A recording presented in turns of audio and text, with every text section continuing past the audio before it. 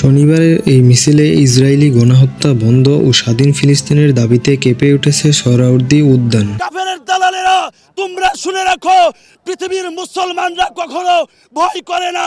পৃথিবীর দলমত নির্বিশেষে ফিলিস্তিনের পতাকা হাতে মার্চ ফর গাজায় সকলের কণ্ঠে একই স্লোগান, ফ্রি ফ্রি ফালিস্তান। ফিলিস্তিন ফিলিস্তিন, আল কুদুস আল কুদুস।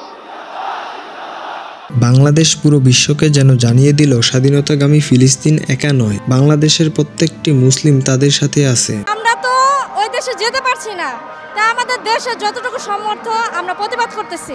ফিলিস্তিনিদের অস্তিত্ব কেবল একটি ভূখণ্ডে সীমাবদ্ধ নয়, বরং ছড়িয়ে আছে বিশ্বের কোটি কোটি মানুষের মনে। বাংলাদেশ যেন তারই এক প্রমাণ। আজকের এই মহাসমুদ্র, জনসমুদ্র ফিলিস্তিনের প্রতি, আল আকসার প্রতি বাংলাদেশের জনগণের ভালোবাসার বহিঃপ্রকাশ।